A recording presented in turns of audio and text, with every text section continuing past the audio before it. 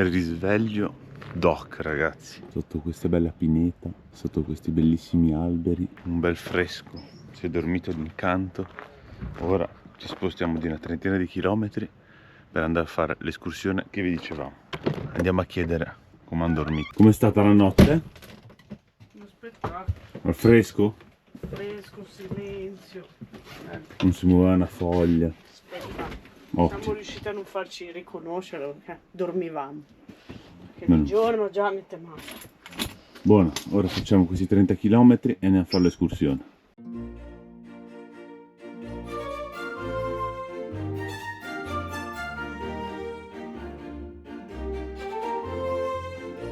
Che bei paesaggi, ragazzi, di montagna che abbiamo. Spettacolo. Belli, belli, belli. Ora qua attraversiamo un ponte. Bello alto anche. Che vallata, che bello. Siamo quasi arrivati, 5 km e 9. Qua finisce già il paesino. L'abbiamo appena passato e ora abbiamo capito dove andremo. È 2 anni che voglio venire qua. Tanta legna veramente. O fanno i mobili qua. Bene, da cucina.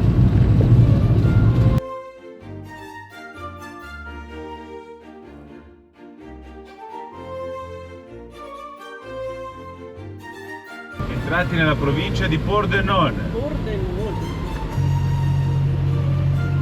Che stradina, Bella.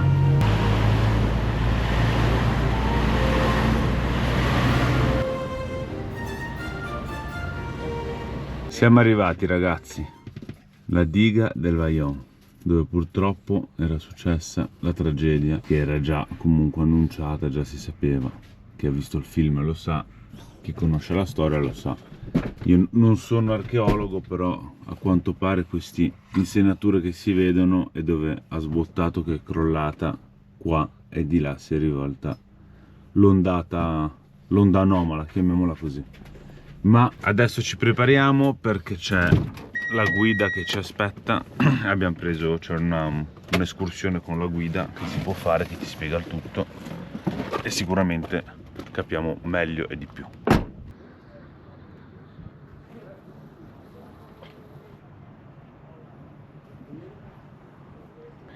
Ci stiamo incamminando, abbiamo lasciato là il camper, facciamo tutta la passerella e qua c'è una lapide del gorgo violento del Vajont attraverso questa intera famiglia. Tocca veramente tanto questa cosa, quanto l'uomo possa giocare sulle vite delle persone per ingordigia propria. È assurdo, è veramente assurda questa cosa, però c'è e rimarrà, non cambierà mai niente su quel lato. Però avevo il desiderio di venire qua già da 2 anni, da quando avevo visto il film, e ce l'ho fatta. Finalmente sono alla diga del Vajont. Poi vediamo se riusciamo a farvelo vedere anche col drone, se ci dà il permesso. Abbiamo fatto i biglietti e poi su tutta questa staccionata ci sono tutti i nomi e l'età dei bimbi che non sono mai, che non sono mai nati, alcuni, e alcuni che sono morti per la disgrazia. Pesante. Mazza.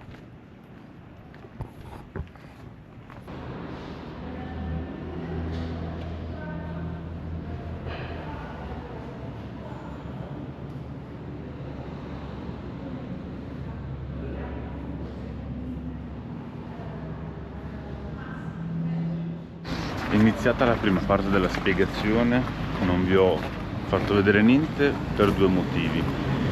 Uno, perché ero veramente interessato da capire, ascoltare e quindi a non avere la cosa di registrare, capire se stavo facendo bene o male la cosa per catturare il momento che mi stava spiegando. E il secondo perché vi raccomando, vi consiglio vivamente di venire, perché è una bella sensazione sentire poi realmente le cose accadute, tutto quello che è successo, come è stata costruita, tutto. E poi alla fine per 6 euro, cioè non è che... Sì, perché 6 euro a persona, sono 3 persone, 18 euro, e hai questa guida di 1 ora. Ora ci stiamo spostando proprio sulla diga, la attraverseremo e arriviamo dalla parte di là della diga dove gli ci racconterà, ci spiegherà tutto il resto. Vi dico solo una cosa: la diga è alta 263,5 metri, ma da questo versante, che è dove è venuta giù la frana, vediamo solo gli ultimi 60 metri di calcestruzzo con cui è stata costruita. Gli altri 200 metri sono sotto, che si dovrebbero vedere dall'altro versante, che ora vediamo assieme.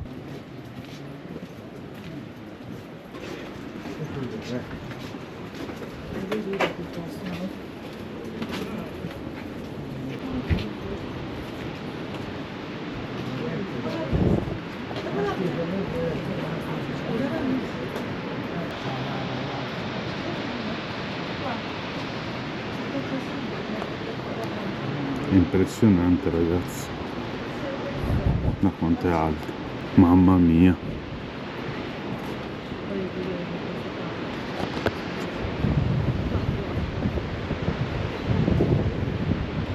Qua si vedono anche dei ferri della strada che era praticamente fatta in sospeso, che però con l'esondazione ha distrutto, ecco. Ora da qua c'è un punto che si vede meglio, mamma mia.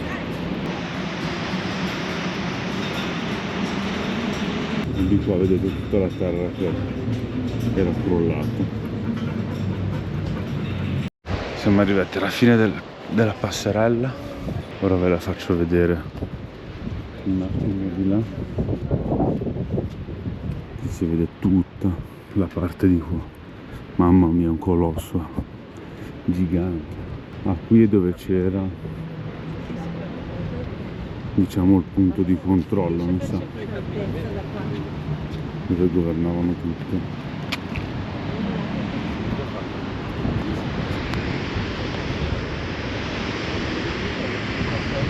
E non si vede interamente perché ne manca un pezzettino, che era sotto, che c'è la vegetazione enorme. Tutta questa storia sono 270 milioni di metri cubi, molto più difficile da immaginarsi e da visualizzare. La frana si estendeva da qua, risaliva, abbiamo detto, per 600 metri, quindi andiamo ben oltre questo spiovente, prendeva questa forma ad M e scendeva in prossimità della diga, quindi tutta questa parte di montagna che cade nel passa dell'acqua. Parlavamo di questo bypass costruito nel 61, quest'opera, che è questa, vedete, che avrebbe dovuto portare l'acqua a monte della diga. Con la caduta della frana questa galleria è stata distrutta, già nel 64 però l'Enel decide di riaprirla per poter far fuoriuscire le acque del torrente Vajont, per cui decide di prolungare questo bypass e portarlo fino a valle della diga, per cui quell'acqua che vedete uscire in sponda destra altro non è che il torrente Vajont, bene? Che attraversa questo tunnel, poi ritorna nel suo alveo naturale e va a finire nel Piave. Sotto avete visto anche un ponte tubo, che è questo. Perché è bianco? Perché qua non passa più acqua, perché a metà degli anni 80 un pilone ha iniziato a cedere e quindi l'Enel lo ha dismesso, quindi l'acqua non passa più di qua, ma passa in questa condotta qua, una condotta che l'Enel ha fatto costruire 40 metri sotto il corpo frana. Acqua che arriva da dove, abbiamo detto? Dall'Alto Bellunese, dal Cadore, okay? Questa tratta parte da Pontesei, dove è caduta la prima frana, la condotta poi attraversa la montagna e sbuca appena a nord di Longarone, dove alimenta un'altra delle 4 centrali di Gardona, centrale in contropressione, quindi l'acqua poi all'uscita della turbina viene recuperata e immessa in questa condotta che poi va a finire nel bacino di Val Gallina, che sta a 8 km a sud da qua e in pratica rappresenta un bacino di carico per questa grande centrale sommergine che nominavo all'inizio. Avete visto anche dell'acqua uscire di qua, giusto? Sì. Un po' meno. Esce da questo ex scarico di mezzo fondo. Questo scarico serviva per il funzionamento dell'impianto, attualmente serve per far fuoriuscire le acque, le falde acquifere che sono formate all'interno della frana, quindi tutta l'acqua che si forma all'interno viene convogliata in questa condotta per farla poi fuoriuscire e andare sul greto del Vajont. destro di voi, sulla vostra sinistra, c'è questa tettoia in lamiera. Qui c'era l'ingresso di un'ascensore, aveva una prima tratta da 50 metri e altre due da 100 metri l'una. Supportavano gli operai fino in fondo alla diga e nella centrale del Colombert, che è la quarta delle 4, che sta proprio qua sotto, ricavata tutta in caverna, ed è stata totalmente distrutta dall'onda, non è rimasto più nulla. Cosa vediamo ancora qui? Una parte di diga che è stata portata via dall'onda, si vede meglio poi dal piazzaletto, e quota 700, che è la quota a cui si trovava il lago quando è caduta la frana. Quindi i 60 metri che dicevo prima, dovete immaginare per 2/3 era riempito d'acqua. Quindi più o meno 20 metri sui nostri piedi era il pelo del lago. Ok, passiamo di qua, adesso vediamo questa foto, perché sotto avete visto anche una strada, giusto? Sì. È questa strada del Colombert, costruita nel 56, che collegava Longarone alla valle del Piave, alla valle di Erto e Casso. La strada è chiusa perché è una strada di servizio dell'Enel, aperta un giorno all'anno, l'ultima domenica di settembre. Quest'anno in realtà cade la penultima, al 22, quando ci sono i 3 percorsi della memoria, partenza e arrivo a Longarone. Sono 3 percorsi da fare a piedi, chi li fa anche di corsa, si snodano all'interno delle gallerie del Corpo Frana. La strada poi attraversava la valle qua dietro, sul ponte del Colombert. Qui c'era una chiesetta e un albergo. La chiesetta poi è stata ricostruita a cura dell'Enel nel 68 ed è quella dove siamo partiti con la visita. Qui vedete la diga in fase di costruzione, si deve arrivare fino a qua, quindi manca ancora questo pezzo. Strutture della ditta costruttrice e qui ancora cabina comandi. Ok, adesso ripercorriamo un po' la sera del 9 ottobre con qualche particolare in più. Dicevamo all'inizio di questa onda di 50 milioni di metri cubi d'acqua. Le onde in realtà sono 3 chiaramente simultanee. Un'onda si va a infrangere contro questa parete rocciosa. Sopra questa parete, dicevamo prima, c'è l'abitato di Casso. Qua il paese non si vede, però si vede sulla destra un caseggiato bianco, una casa bianca. Lì c'erano le scuole elementari. L'onda arriva al piano terra delle scuole. Al primo piano dormono le 2 insegnanti che si salvano. Poi l'acqua sovrasta il paese, ma a quel punto ha perso di potenza e quindi ricade sotto forma di pioggia mista a detriti, a fango, a piante e quant'altro. Provoca tantissimi danni alle case, ma nessuna vittima. Quindi a Casso non muore nessuno. L'altra onda va verso monte, quindi va verso Erto. Erto si trova più o meno a 4 km dietro a questo costone di montagna. Questo sperone di roccia salva il paese dall'onda, però la sua parte più bassa e le sue borgate in riva al lago, quelle vengono completamente distrutte. Parliamo in fondo al lago della frazione di San Martino, le borgate di qua, di Pineda, Liron, Prada, Marzana, il Cristo, quindi tutte le vittime si concentrano in queste borgate. Il comune di Erto e Casso alla fine conterà 158 vittime, pochissimi i corpi recuperati, ritrovati. Qui invece moriranno 54 operai, alcuni di loro erano qui in cabina comandi, in servizio, la maggior parte di loro stava dormendo nei loro dormitori, nelle loro casette, di fronte a voi dove sono quei 2 terrazzamenti di cemento armato.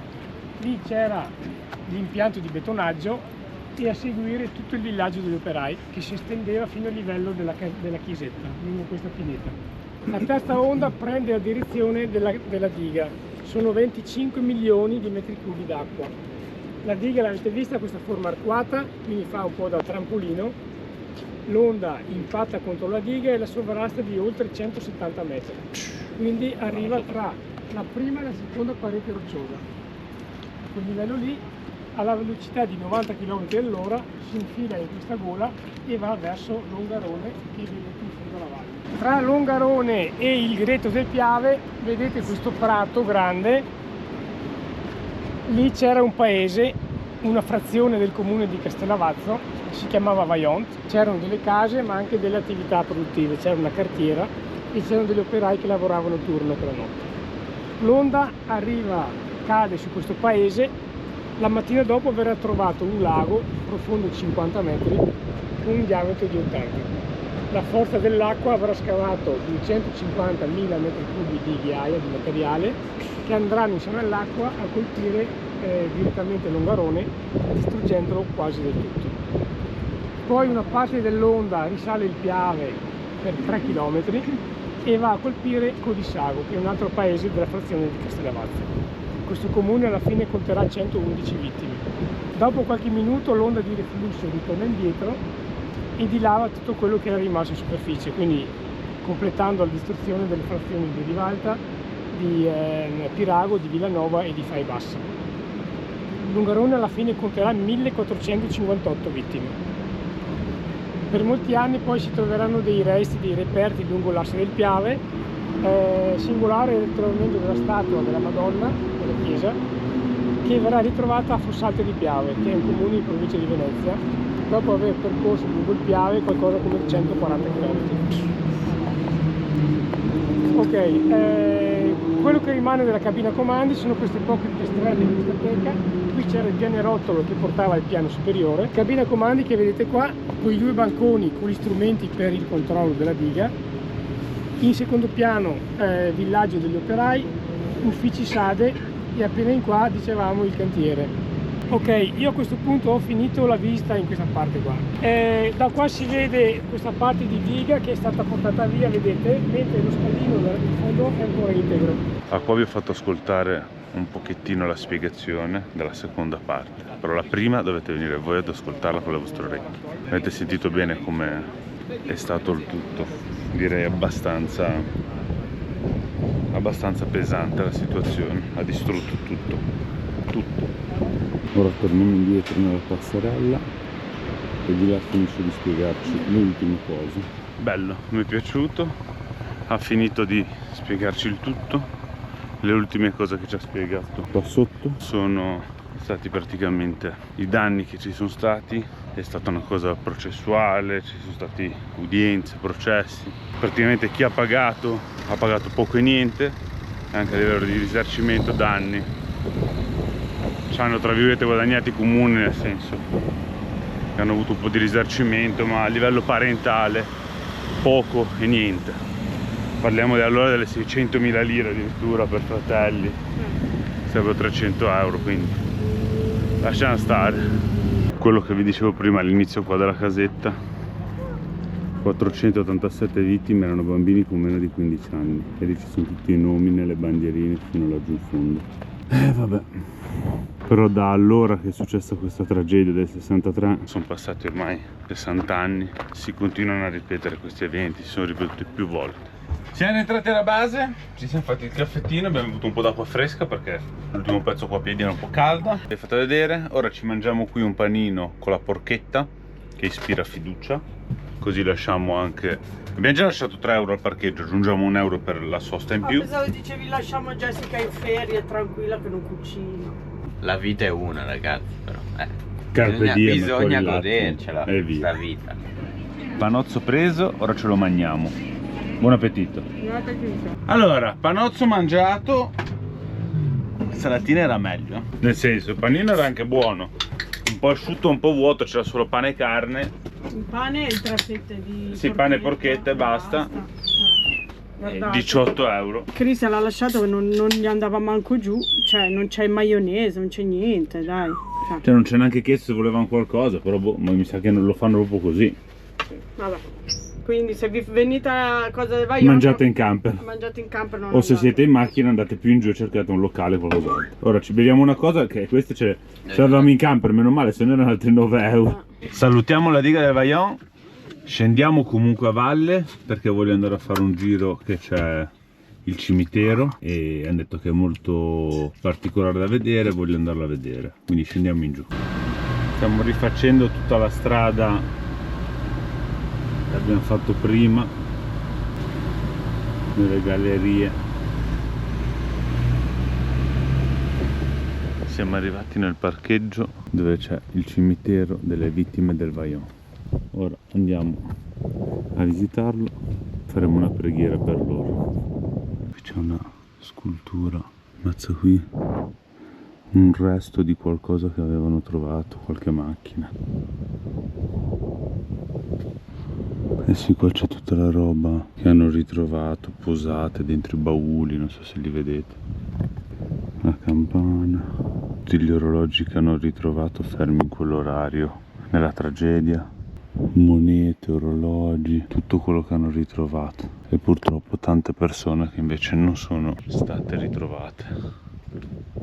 Ma qui c'è un altro resto di... c'è il biglietto da dentro, che cos'è? Però è chiuso. È stato tipo un carretto o qualcosa, c'è i binari. Qui abbiamo il cimitero con tutte le lapidi dei morti. Logicamente non ci sono i resti sottoterra perché non si sono trovati tutti e quindi c'è solo un simbolo in memoria di loro, ecco. Direi che un minuto di silenzio se lo meritano.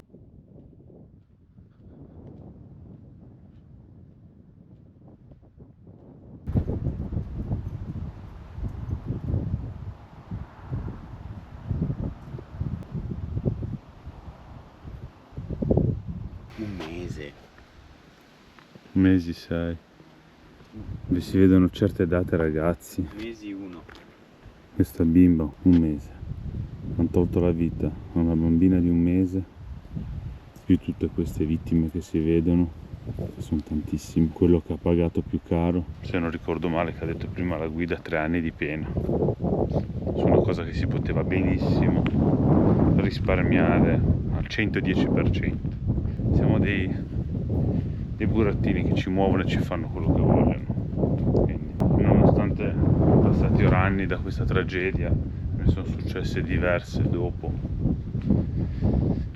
e quindi vuol dire che l'uomo non cambierà mai. Salutato anche il cimitero delle vittime del Vajont, ora ci dirigiamo a un'area. Speriamo che vi sia piaciuta questa escursione fuori porta. Sì, no, ci dirigiamo, scusate, non un'area, a uno skate park di Christian. Vediamo se c'è un parcheggio vicino e poi a dormire andiamo in un'area. C'è un'area lì vicino. Giù ce n'è tanti gratis. Boh, mettiamo in viaggio. Un saluto in memoria di tutti. Tutte queste vittime che uno spera che non ci siano più, invece continuano a esserci. Vamos! Entrate in autostrada, Belluno! Stiamo attraversando tutti i paesini fantasmi praticamente, non c'è nessuno, non c'è. È domenica, in piena estate, direi che è normale che qua non c'è nessuno, che c'è 40 gradi. Siamo arrivati nel punto dove c'è lo skatepark che ha deciso Christian, ma giustamente, logicamente, ci sono 167 gradi all'ombra. 40 gradi. 35. Ci sono 35 gradi. Non è una temperatura adatta ad andare con monopattino, quindi ora ci spostiamo di 2 km per andare a vedere se è aperto un centro commerciale per prendere il caffè per me, che sono andato un po' lungo e ce n'ho pochissimo, e poi vedremo dove andiamo a finire. Intanto andiamo a cercare il caffè. Siamo arrivati a destinazione, città fiera, centro commerciale, al fresco, vediamo di cercare il caffè. È talmente grande questo centro commerciale che per cercare il negozio delle cialde stiamo usando la mappa, perché è impossibile. Siamo persi, non lo troviamo. Secondo me dobbiamo andare di là, perché vedi i gialli te li dà di là, cioè il coso giallo. Allora, il negozio del cialde non l'abbiamo trovato, abbiamo girato mare e monti, ma siamo venuti dentro il Conad e l'ho trovato. Non è la miscela che piace a me, ma siccome ultimamente la miscela blu sta dando problemi che escono, quando lo fai andare esce lentissimo, ed era un difetto che già l'anno scorso avevamo riscontrato, ma continua ad esserci. Proviamo a vedere se questa qualità mi piace. Però la tizia ci aveva detto che solo con quello lì che bevevi tu. Solo sì, la blu. Non so perché. Boh. Vabbè. Ora il Christian vuole vedere se trova il gelato alla Nutella. Eccolo qua. Il gelato Nutella. C'è pure le brioche congelate. Le potremmo prendere che ce le facciamo noi. Cosa? E però abbiamo già tante di quelle cose. Buono, tornati in camper, abbiamo sistemato la cena, la roba che abbiamo comprato, ci mettiamo in movimento. 50 di chilometri e siamo arrivati. Vedremo dove andiamo. Gorizia, città d'Europa. Dove siamo? A Gorizia. A Gorizia, qua tutta a sinistra, devi far la rotonda e girare. Questo è un paese che confina. Confina con la Slovenia. Slovenia. Siamo l'ultimo paese d'Italia prima della Slovenia. Siamo quasi al confine tra Italia e e Slovenia. Li abbiamo portato in Slovenia. Vediamo se riusciamo a farvi vedere un po' di posti carini della Slovenia. Stiamo passando la dogana. Continua per 1 chilometro. C'era il cartello Italia-Slovenia. Si era un po' nascosto. Era un po' nascosto, poi c'erano i poliziotti, non ho voluto farmi vedere che filmavo. Niente, Benvenuti in Slovenia. in Slovenia. Siamo entrati in Slovenia, ci siamo parcheggiati in un parcheggio che Cristiano ha trovato una pista di skatepark. Visto che intanto è passato un po' più di tempo da prima, si è abbassata anche leggermente la temperatura. Vediamo qua. No! Questa cosa da fare la pipì già che mi scappa che sono qua. Non so Si è se sarà aperto. aperto, boh. Andiamo a vedere. Con la ventolina che gira. È chiuso a chiave. Andiamo com'è il primo skatepark della Slovenia. Ecco lo skatepark. Questa è la parte monopattini skate e di qua c'è per le biciclette. È solo questo bimbo col monopattino.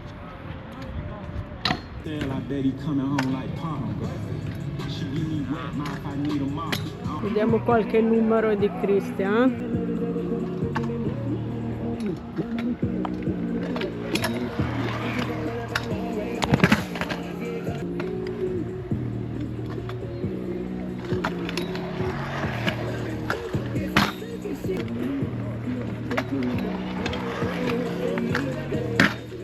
Allora, un po' di skatepark l'abbiamo fatto fare a Christian. Ora, siccome non sappiamo come funziona ancora qui, e poi sapete per sicurezza e per tutto, non siamo posti nuovi, c'è una fattoria a 10 km che vuole 10 euro al giorno con carica e scarico, quindi andiamo lì fino a domani mattina, poi ci svegliamo e vediamo cosa fare. Ora stasera ci pianifichiamo il tutto. Intanto iniziamo ad arrivare lì perché non vorrei che ci siano orari ed è tardi e non ci accettano, quindi vamos per la fattoria. Un po' di paesaggio sloveno,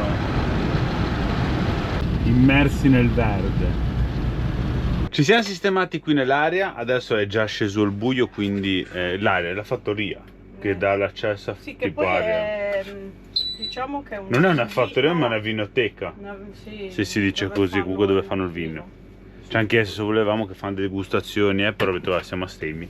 Per fortuna parla italiano, quindi ci è andata anche bene. Quindi prima notte in Slovenia. È Per il ottima. momento è ottimo perché 10 euro al giorno, 24 Carico, ore. scarico, wifi che però il mio e il tuo telefono non si collegano, quello di Christian sì. A parte c'è l'elettricità che va con Che sono 20 centesimi ogni kilowattora consumato, quindi uno può attaccarsi, metterci 2-3 euro, quello che vuole, Quindi e ci in base a sta. quello che consumi va. Nel senso, se consumi poco ti durano 24 ore 1 euro, se noi ci dovrei mettere il bancomat lì dentro, sì. perché se no non basta. Comunque domani mattina quando c'è la luce Facciamo vedere tutta vi l'area. facciamo vedere bene il nome, così se vi capitate qui questa tenetevela Sotto mano. sotto mano. Poi magari alzo il drone e vedo com'è dall'alto. Vediamo. Cenetta, insalatina light, burratine e un po' di salamino che ci avevano portato i ragazzi, che è da finire, se no poi va c'è male. l'anguria gialla, Abbiamo aperto l'anguria gialla, vediamo ora poi come sarà. come lo stracchino tu. È quasi quasi. Perché la burratina una è sua, una la smezziamo noi. Quello piccolino lo yogurt. Non hanno yogurt, mi sono comprato. E poi dite che mangio male, non mangio bene, mangio anche formaggio, visto? Solo questo però. E la burratina. Buon appetito a tutti. Prima cena in Slovenia.